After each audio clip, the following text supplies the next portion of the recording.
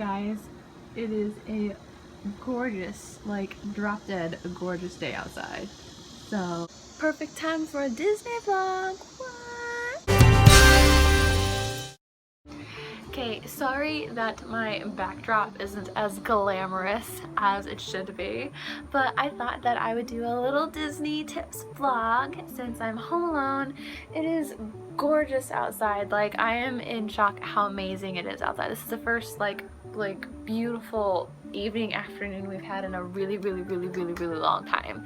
So yeah, on with the show. So I thought I would talk about my ears, and as you probably saw in the title, probably below or above depending on what you're viewing on, I thought I'd talk about some of the nighttime shows that they have at the Disney parks and kind of like some tips on where to sit, where to go, how early to get there, fast pass, no fast pass, and all that goes along with that. So first I thought I would start out with Hollywood Studios.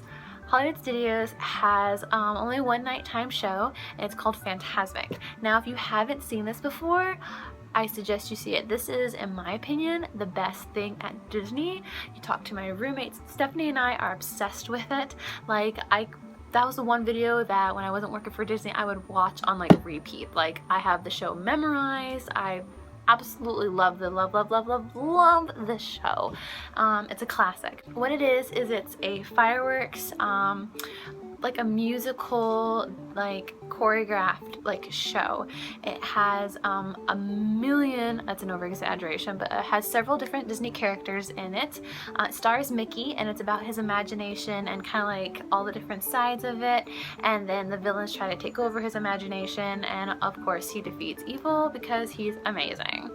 It does have loud noises and scary moments in it, but like they're not very long. It's very short. It does have the Disney princesses in it, and yeah, it's like really cool. Okay, so for this, if there's only one showing, I would suggest either getting in line at least an hour before the show starts, or if anything, getting a fast pass. If you get a fast pass, one thing I have learned, a fast pass isn't always the best thing for using for this show, but I've learned that if there's only one show and if it fills up quickly, it does guarantee you a seat. Like, they have a certain amount of fast pass seats available. They're just regular seats, it's not reserved seats, but it does reserve you a seat there. It's not like a guaranteed good seat, but it does reserve you a seat. So like, for example, if the show does fill up with regular standby, they will stop admitting people in and let all the fast pass people have a seat and everyone else has to stand. So, you know, like I said, it depends on the busy season. It depends on if there's more than one show. I would suggest catching the last show because normally there's less people there. That and normally people go to see the first show, and so the rides at Hollywood Studios, their lines normally go down.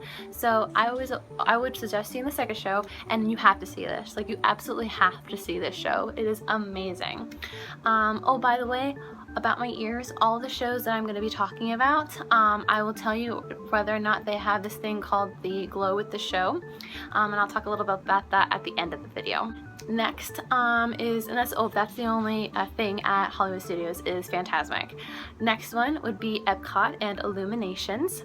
Illuminations Reflection of Earth. I personally think it's a beautiful show. When I first saw it, I wasn't too impressed, but like the more I've seen it, the more I've looked at it, it is a very gorgeous show. Basically what it is, if you haven't been to Epcot is pretty much about the future and technology, and then all the different cultures all over the world. So Reflections of Earth basically reflects all the different cultures of Earth. Starts out in the beginning when the world was created, and then it shows man growing and evolving to all the different cultures that it is now, and then shows how we're all very unified. It's actually a very beautiful show. The ending is very touching, very gorgeous in my opinion. The kids may not enjoy it. Also, there's a part of the show, the reason they say the kids may not enjoy it because like they may not get the symbolism of it all. It takes place in the middle of Epcot, and it has like it's all around the different countries, and anyway, let me finish describing the show. It has a lot of big fireworks that are shot inside the park, like in the middle of the park, and it has this globe that it's an LED screen globe. It's very big, but considering how far away from the globe you are, it seems very, very small. So depending on where you're sitting, you may not be able to actually see what's going on the globe. Have watching the videos several times and seeing the show several times myself, it shows various images and things about like the different cultures and things, so it's really, really cool. But like I said, if you don't get a really good spot, your kids may not be able to see it, and that's for like almost not half the show, but like a good third of the show. So like they may get kind of bored and lose interest in the show. So your kids may not be interested in this, so if you wanted to skip it, do it. But like if you don't have any kids with you and you have the time to see it, I definitely recommend you see it. Whether or not you need a fast pass for it, here's the thing, is it takes place in the middle of the park, in the middle of World Showcase. World Showcase is very, very huge. There's plenty of spots, plenty of really good places to see it, and there's plenty of time to see it, like to get a good spot, because there's really not a whole lot of shows that happen in the afternoon, so you basically have nothing else to do other than to kind of chill around and wait for the show to start. And there's, like I said, it's like there's a huge lake, fireworks are in the middle, and pick a country. I personally suggest kind of scoping out, like walking around and kind of getting a good like view of where would be a good spot. If you have little ones, like I said, that's something you really need to think about. It's kind of like where it's going to be. Normally there's like construction or like a stand where the globe goes, so you can kind of see where everything's going, beforehand, to kind of give you like a better idea. Yeah, and this show doesn't have Glow with the Show yet. Animal Kingdom doesn't have any nighttime shows as of now. They are working on one, and so I'll probably do like an updated video on what to do with that. But the last one is Magic Kingdom. Magic Kingdom actually has several nighttime shows. They have the Main Street Electrical Parade, Celebrate the Magic, which is a castle projection show. They project stuff on the castle.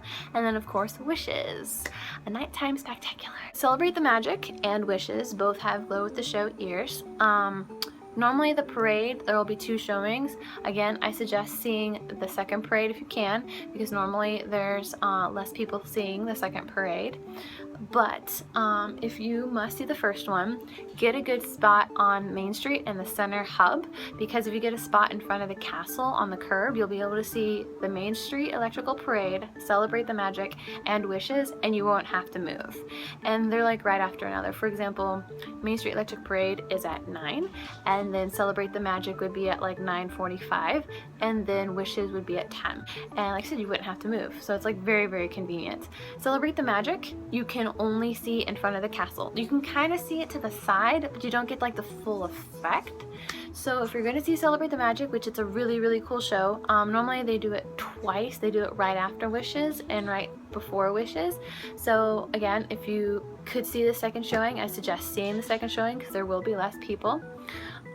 Wishes, on the other hand, only showed once.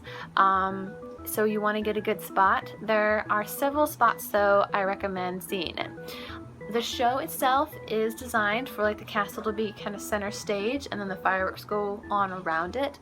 But if you don't really care to see it there, or if you want to catch it there another time, or you just don't have time to get a good spot in front of the castle, because those seats do fill up very quickly, I would suggest seeing it either on the Liberty Square / Frontierland Bridge, where the lake is, or seeing it over by Space Mountain. They have seats over there that you can sit down at. There's like little benches that you can sit down and you can watch it there. Or see it behind the castle, like over by Mine Train, Enchanted Tales with Belle Bridge. There's like a bridge over there. I suggest seeing it in any one of those places. And here are the different reasons. Well, Space Mountain, you can sit down. The Liberty Square / Frontierland Bridge, the fireworks reflect off of the little lake that they have there, or the river they have there. It looks really, really pretty. And then behind the castle, they literally shoot off the fireworks on the castle, like behind the castle.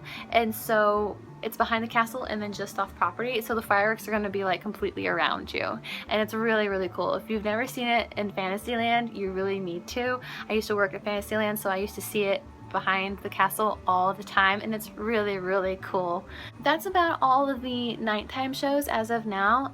Really try to catch the nighttime shows. If you can't stay all day to see the nighttime shows, like come for the nighttime shows, come later. I know that's something that my friends and I like doing.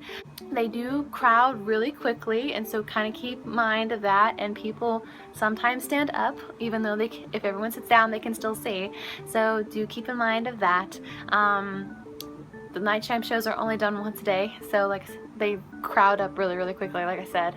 About the glow with the show ears. So glow with the show ears, they have an ear hat. This is a headband, ear headband. They also have a wand, and they're coming out with like gloves and several other products. What they do is for Wishes, Celebrate the Magic, and Fantasmic, it basically glows with the show. Like for Fantasmic, there's one part where there's white lights flickering. My bow will light up a white light, and then there's also like parts in say Wishes, there's a villain's part where the fireworks are green, they'll glow green, and so it's really cool. It's kind of like I don't really like wearing them like by myself. Like I like going with Stephanie or someone else who's going to wear them, because I can't really see it glowing when I'm wearing it, but it's really kind of cool to like watch other people wearing it, or like have a wand. I wish I'd gotten the wand. They're a little pricey. They run around $25 each. That's pretty much for like the ears, the headband, and everything. It's about $25 to $30, so it's a little pricey, but it's really cool to watch them glow. Sometimes the cast members who are selling them will wear them, so it's neat to watch them. But anyway, that's about it. That's all the nighttime shows as of now.